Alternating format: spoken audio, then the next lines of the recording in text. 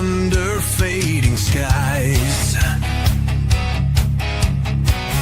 Tattered flags waving dreams in our eyes. The crowds roar like a storm on the wind. We're the underdogs fighting again.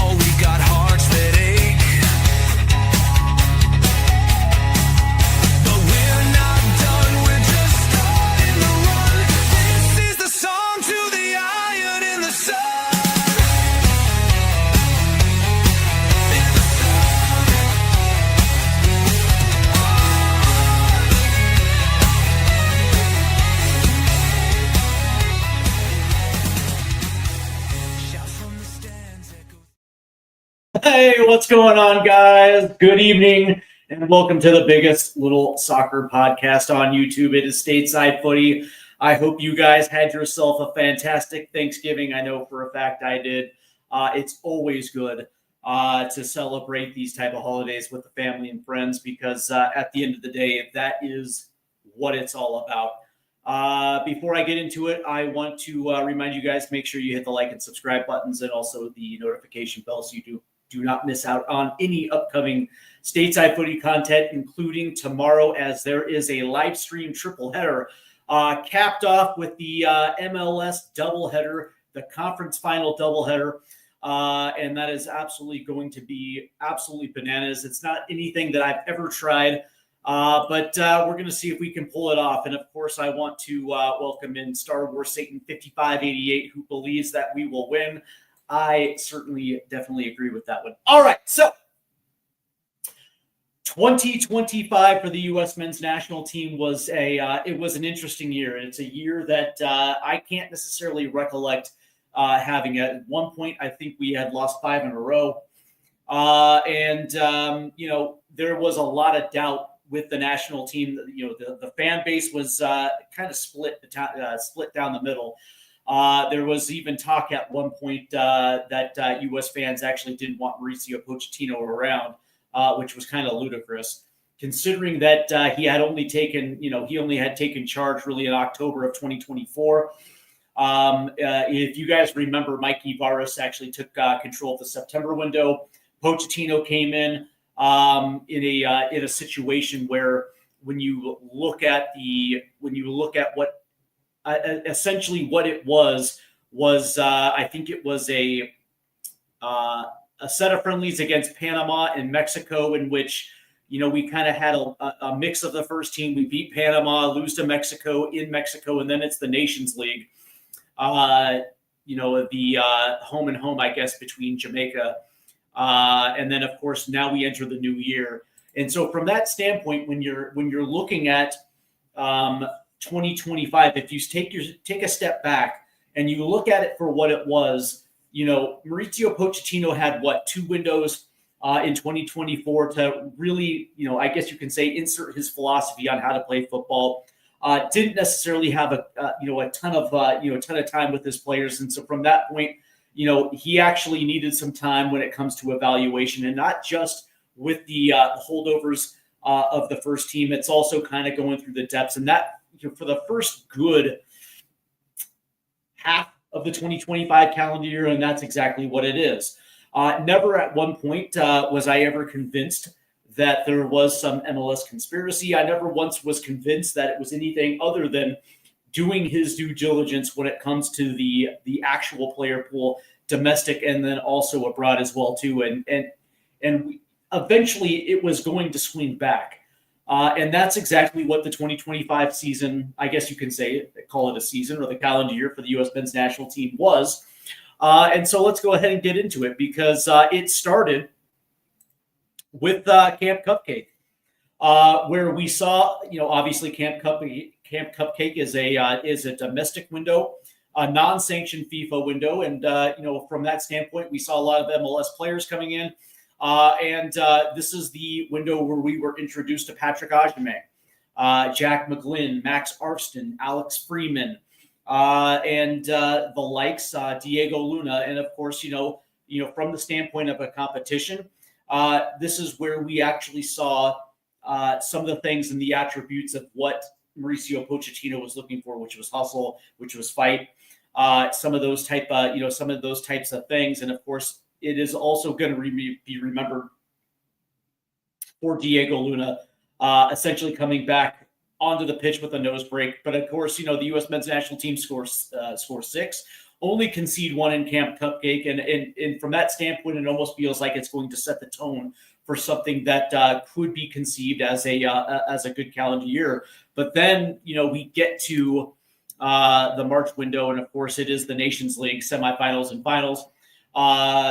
Against a Panama in the semifinal, and then to lose the way that we did against Panama in the closing minutes, losing out that one, and then of course going up against Canada and losing that one, and it leaves a bad taste in your mouth, because we were playing with what we consider the first team, and when you look at the Nations League in the short history, essentially the United States essentially owning our continental championship, and for that to play out the way that it did, where the only thing where we're scoring is what Diego Luna to Patrick Agyemang in that second game against Canada, it was a real letdown, and this is where the doubt kind of creeps in with the fan base, and it doesn't necessarily help when a lot of the fan base doesn't seem to understand exactly what's going on. There was going to be some letdown. This is really the second window. Yes, it is technically the third,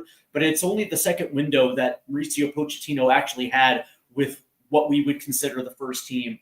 And from that standpoint, there's a lot of unfamiliarity when it comes to exactly the players understanding exactly what Mauricio Pochettino is asking them to play.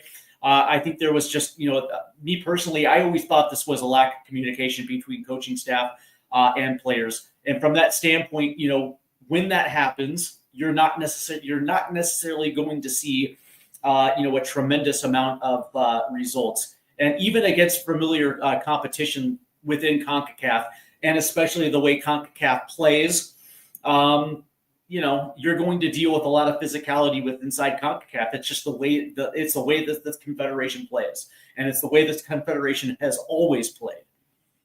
And so from that standpoint, yes, it was a complete letdown. And of course, Pochettino is not a type of guy that's going to be shy, and specifically calling out players.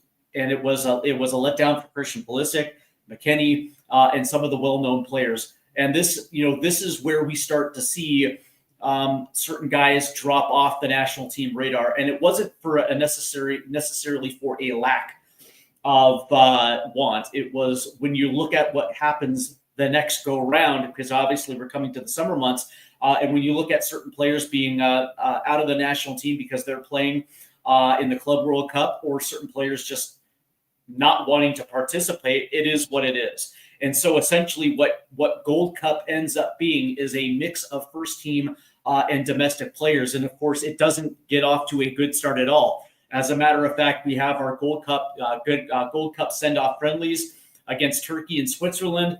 And it was kind of a mixed bag as the U.S. men's national team dropped 2, as they dropped both of these ones, and an absolutely embarrassing loss to Switzerland. But for the most part, it is what it is. At that point, when you're looking at the Gold Cup roster, and then of course all the controversy that went with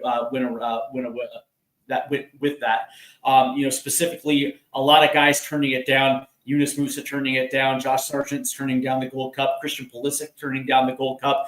And this was the thing that overshadowed this tournament was the fact that certain players have decided that they're prioritizing their summer rest, and I never had a problem with this. The reason why I didn't necessarily have a problem with this is because, let's be perfectly honest, the U.S. Soccer Federation does not rate the Gold Cup, and it hasn't rated the Gold Cup in many, many, many years. And especially when you consider the importance of the Nations League as that essentially being the Confederation Championship, there's a lot of players that actually rate that more than they actually rate the Gold Cup. And so from that standpoint, if you're a top player, understanding that your own confederation doesn't necessarily take this tournament seriously, why would you? That being said, there was a lot of missteps too, because there were certain players that actually needed to be participating, and they kind of missed the boat. Yunus Musa, Josh Sargent come to mind 100%. I don't necessarily have a problem with Christian Pulisic missing this tournament. It is what it is. But that being said, I actually think it was actually quite a successful Gold Cup. From the standpoint, when you kind of look at this, the United States actually get off to a very good start. Trinidad, Saudi Arabia, and Haiti in the group stage, and then of course Costa Rica and Guatemala in the knockout rounds. Yes, they did lose to their rival in the final. But that being said, you have a tournament in which you score 13 goals, only concede 5. And from that standpoint, it kind of set the tone for the fall months when you're starting to get into the fall windows. And it doesn't necessarily get off to a great start in the fall. But that being said, September, that September window was the last window that Mauricio Pochettino said that he was going to heavily rotate. Sure enough, he was he was true to his word, because in the October, the November windows, we saw some of the guys that we expect to see at World Cup 2026. But that being said, this really kicks off the fall windows with a big win over Japan, a team that is a very, very good team. And I don't necessarily give a shit if they rotated. That being said, in order, to beat these type of teams, we're starting to see the U.S. team kind of gel a little bit. And through it all, we see some familiar faces and all that. But that being said, this is where it kicks off against Japan, because that parlays into the October window, where we get we get Ecuador, that great result against the Ecuador team, a 1-1 draw. Then we beat Australia, and then it comes into the November window when we absolutely demolish Uruguay and get a nice win over Paraguay. And now all of a sudden we're starting to peak at the right time. And to me, what 2025 symbol to me was exactly what I always thought this was to begin with, right? Mauricio Pochettino had a responsibility as the head coach of the U.S. men's national team to find out exactly what his pool actually consisted of.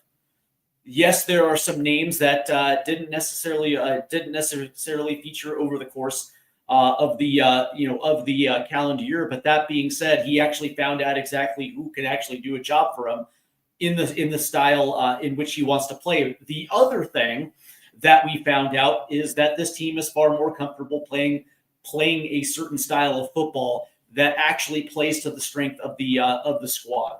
And from that, we were able to get some of the better results of the calendar year. And so from that standpoint, after this window, after the November window was concluded, it is leaving you wanting more, which is something that this team didn't necessarily actually do for fans throughout the course of 2025, and that's okay. But that being said, when I think about the way that this calendar year started, and as it progressed, to finish off the way that they did, essentially winning 4 out of 6, one loss against South Korea. But that being said, it's like when you looked at the overall body of work,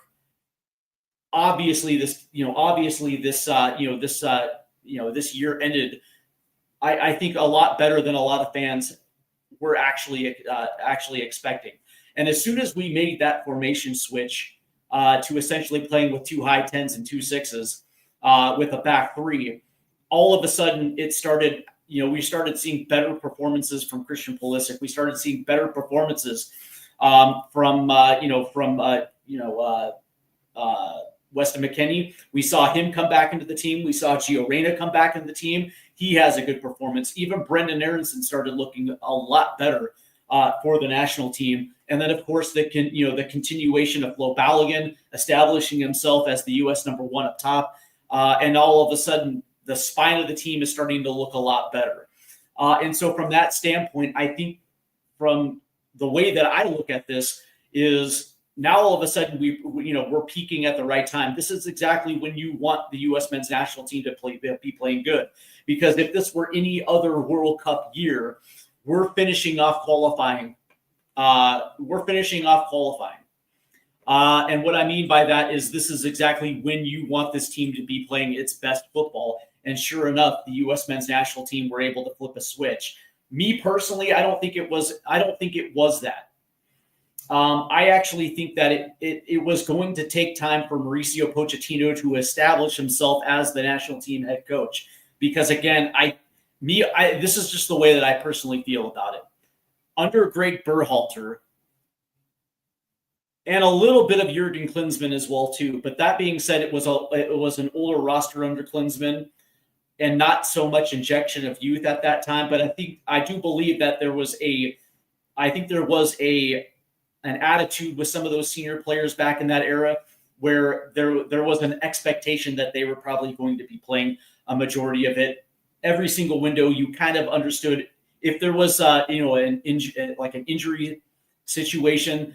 Other than that, some of those players were most likely going to be representing the U.S.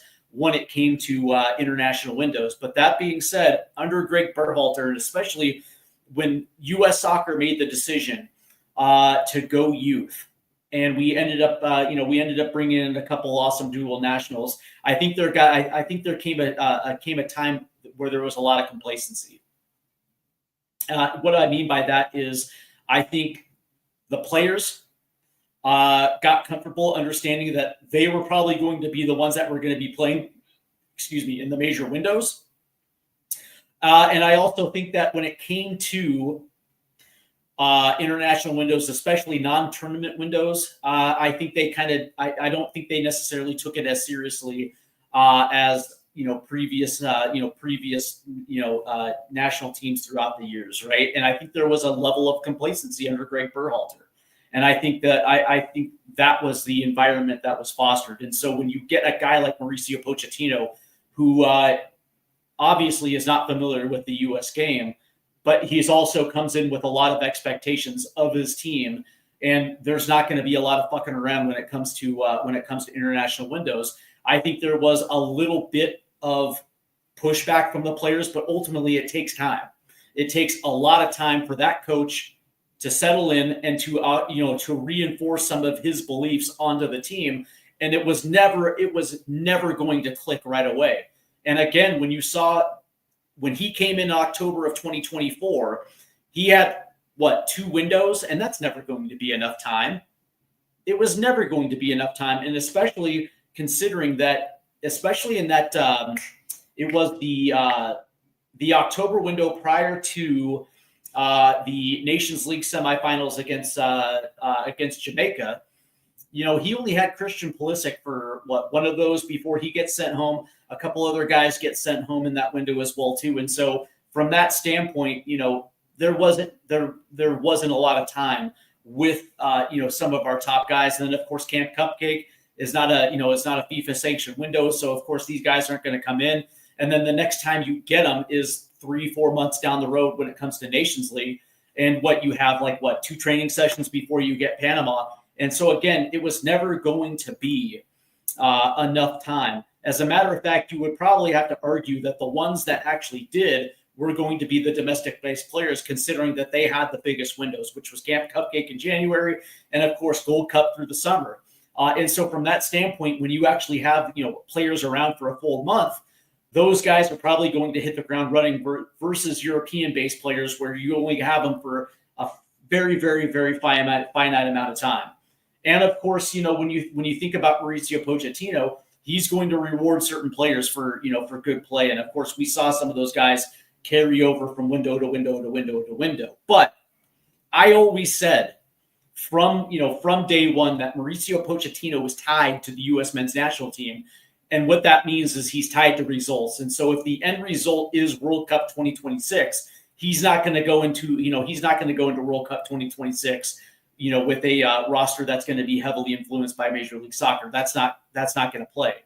He is going to go to World Cup 2026 with his best players, but there is going to be a reinforcement of every single window that there is an expectation level. And, I think that is where we're at right now, where if you're Christian Pulisic, if you're Flo Balogun, if you're Malik Tillman, if you're Gio Reyna, Weston McKennie, if you're Tanner Testman, Tyler Adams, Chris Richards, there is a very specific, expectation level when it comes to those, considering they play for the biggest clubs in the world, that when you come into the national team, there is an expectation level that you're going to have to be on from the moment you step in and when you step on the pitch, because there are other guys that I will play. So from that standpoint, I think that has finally set into the point where players understand now that Mauricio Pochettino is the boss, and they don't run shit. And I think that took a while for certain players to kind of let sit in. But that being said, when it comes to between now and World Cup 2026, I think there's going to be a set of March friendlies, and then there's going to be the send off. And so I would probably assume that when it comes to the preliminary roster, some of the more common names are probably going to be a part of it, but there's also going to be names that I think that half of the U.S. men's national team are probably not going to like. Fair enough. But that being said, Mauricio Pochettino has done his due diligence through 2025. And it might not be, it certainly might not be names that you're going to be comfortable with. But that being said, it took him a long time to find players that he absolutely trusts. But that being said, opening kickoff of World Cup 2026, I would probably assume you're going to see the names that everybody wants to see. Looks like we have Issei Martinez, who says Van Tenur don't speak Spanish, or that just might be Puerto Rican, not Puerto Rican, but Portuguese. But that being said, it's like when I think about 2025, I think it is exactly what it is. It was just Mauricio Pochettino doing his due diligence. I never once believed that there was an MLS conspiracy. I just, he had a finite amount of time just to find out exactly what his pool looked like and what they look like together. And again, when you look at the two biggest windows, it was Camp Cupcake and the Gold Cup. So naturally, domestic players are going to be at a little bit of advantage, just considering that the other windows, there was going to be a finite amount of time. And then, of course, injuries also played a role into it as well, too, where we there was a long time where even when we actually had access to European-based players, we never really had our first team. And that's why we gave guys like Marlon Fossey a look. We gave guys like Christopher Lund a look, and it just didn't work out. And so by the time January came along and he got his first look at guys like Max Arfston and Alex Freeman, that was the determination that was better than, as far as backup roles, that was going to be better than anything that the Belgian Pro League had to offer, or Serie B, or whatever the case may be. And I'm okay with that. I'm 100% okay with that. So, when I think about how this team is going to look come 2026, I'm expecting this team to be firing on all cylinders come March, because I don't think there's going to be an excuse not to. I think what we saw towards the end of 2025 in the October and November windows is the true U.S. men's national team. And from that standpoint, me personally, I think that's exactly what we want to see. We want to see the correct formation. We want to see the correct players, but we also want to see this team actually communicate and play well together. And I think we saw a lot of that in October and November. And for me, if you're a U.S. men's national team fan, this is exactly the point in which you want to see something start to gel. And for me, I think that's where we're at. And March is going to be very interesting, right? I think it's going to be Portugal and Belgium in March. And, outside of traveling, which I think would quite honestly help this team, it's not going to happen, but I think it would be great to see them go to Europe. From that standpoint, I look at this as we're going to find out. It's one thing to beat a Paraguay. Okay. Good win against a solid World Cup team. And then to get some get back against Uruguay in a very big way. But and by the way, Uruguay is not the best that South America you're going to get from South America. It would have been one thing if that was against Brazil or Argentina. Let's just keep that real, number one. But also now you're actually going to get a very good taste of European competition in that March window. Portugal is a very good team, and Belgium is a very, very, very good team. And then, of course, in your send-off, I think I heard Germany is going to be a part of the send-off as well too. And that is going to be a very good indicator of where this team is as far as as far as what's the word I'm looking for? As far as preparation for a World Cup, right? If what we saw was true in the October or November windows, there should be some carryover. And that's the thing. It's like I don't believe in the fact that 3 months is going to have a mass influence, especially when it comes to momentum, right? Me personally, momentum is the work that you've already laid the groundwork with, right? And so from that standpoint, you already have that belief system in place, 100%, right? When you can get a result against a very stingy Ecuador team, and then drop 7 against Paraguay in Uruguay in the same window, you already have that belief that you're going to be able to do it.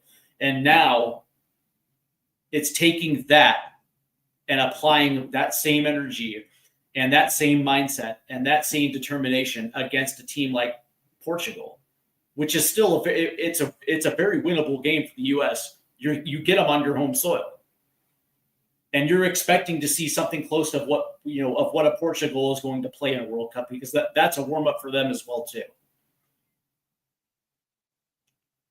And I think the bad taste in the mouth of what we saw in the Gold Cup friendlies and what we saw at Nations League, I think that's far, far in our rear mirror. I don't think that has any effect on what's going to happen in 2026, because as of right now, I would probably assume that Mauricio Pochettino actually has the framework of his roster for World Cup 2026. And I think a lot of that's going to be on display in March. I think a lot of that's going to be in display in his preliminary World Cup roster. So I guess the natural question is, who is going to be a part of that back three? Who is going to be playing next to Tyler Adams? I guess you can say I guess you can call it a double pivot. Who is going to be playing next to Christian Pulisic underneath? And is Anthony Robinson going to be available? Those really to me are the only 3 questions that have to be answered. As it stands, it looks like Anthony Robinson is on the cusp of coming back. It looks like he recently had a training session and he's running without pain. And so from that standpoint, that is a very good sign that he's probably going to be back shortly after the new year. If you're Fulham, you're going to slow roll him and you're going to make sure that he's 100% before he takes the pitch, right? So for that standpoint, he's going to be ready for March. Serginho Dest is probably going to be ready for March. And at that stage, you know exactly who your wing backs are going to be. The question is who's going to be a part of that? Who's going to be the back three, and who's going to be playing next to Christian Pulisic underneath Flo Balogun? Is that going to be Malik Tillman? Is that going to be Gio Reyna? Is that going to be Weston McKennie? Right? Who is it going to be? Maybe you might ask the question of where a guy like Timmy Weah fits in this in this jigsaw puzzle. Is he more of a wing back, or is he somebody that you could potentially use as a high inside forward? There's definitely some intrigue, but the whole point is, come March, we're going to have 2 games to kind of answer those questions, and especially when it comes to those World Cup send off matches as we shrink down that preliminary roster for this World Cup. So from that standpoint, I like the position that we're in. Are we a dangerous team? Absolutely. Absolutely. If that indicator of that November window is an indicator that for everything that we went through in 2025 and Mauricio Pochettino essentially taking as much time as he can just to kind of understand exactly what the pool is, understanding that eventually he was going to come back to the Christian Pulisic's of the world. Of course he's not going to go to a World Cup without his best players. But that being said, that's what this 2025 was him taking the time to find out exactly what he had on his plate. And now we're in that position where the principles of what he wants, the expectation of what he wants has sunk in. Everybody understands that he's the boss now. There is no shirking that. There is no shirking that at all. These players know exactly where they stand with Mauricio Pochettino, and so from that standpoint, that November window, those 2 wins were massive, absolutely massive. As far as letting the fans know that this team is almost complete, and they're firing on all cylinders, and they're able to get results when they don't necessarily have their best players available. And all that's going to do is reinforce it come March, when we actually do have our best players available. And we'll find out exactly which players work well with others. So from that standpoint, man, to answer the question, is the U.S. men's national team peaking at the right time? 100%. Because again, in a situation where we don't have, we're not the host nation, we'd be finishing up World Cup qualifying, and theoretically we'd be going into the World Cup season firing on all cylinders. So from that standpoint, I think we are exactly where we need to be. And that first March friendly against Portugal, man, that is going to tell us a lot, whether or not we're ready for the responsibility of hosting a World Cup. So from that standpoint, the answer is 100% yes. I think we're in a very good spot right now. There are a few questions to be answered, but I think that gets answered in March. As far as who's going to be a part of that back 3. So we'll find out, man. We'll find out. But that being said, man, when I think about, just to kind of recap real quick before I take off, 2025 to me was, it was Mauricio Pochettino finding out what he had on his plate. I never believed in this whole MLS conspiracy. To me, I thought that was nonsense, considering when he was actually hired and when he actually took over the national team, he had like a window and a half with his best players. And then of course it was Camp Cupcake and Gold Cup. And, we only had our best players in one window in March. And from that standpoint, of course, our domestic players are going to be at an advantage. But eventually, he went back to his best players, and when those guys stepped through the door, and they were combined with the domestic players, it's no surprise that all of a sudden we started getting very, very, very good results. And I would probably assume there's going to be a carryover because momentum is all about what you laid prior. It has nothing to do with the time off you have in between windows. This is international football. These guys understand it by now, right? So it's going to be like, are their minds ready for March, right? So that's a good question, right? Like I guess I'm asking the question is how important is the national team to these players understanding that a World Cup is on their home soil in less than 8 months now. So we'll find out. But that being said, man, I wanted to come in here and talk a little bit about it tonight because I don't know, man, I just love talking about my national team. And hopefully, come March, man, we're going to see this team take it to the next level and really just reinforce and galvanize this fan base. Because me personally, I hate it when the fan base is split. But that being said, it is what it is. Quickly, by the way, before I go, tomorrow we have the MLS doubleheader, the conference finals doubleheader, and I think it begins early with I want to say it is Inter Miami versus NYCFC, and of course the nightcap I believe is going to be San Diego Vancouver. So it should be fun, and we will get one step closer to MLS Cup. And then also, looking forward to the new year as well too, as we shift our focus, and of course we get some guests in and have ourselves a good time. So I want to thank everybody for tuning in. Make sure you hit that like and subscribe button, and also hit that notification bell so you don't miss out on any of the upcoming content here on Stateside Footy. Take care, guys. Have a good night, and again, man, hopefully you guys had a great holiday. Because again, man, Christmas is right around the corner, man. Got to get that shopping done. Take care, guys.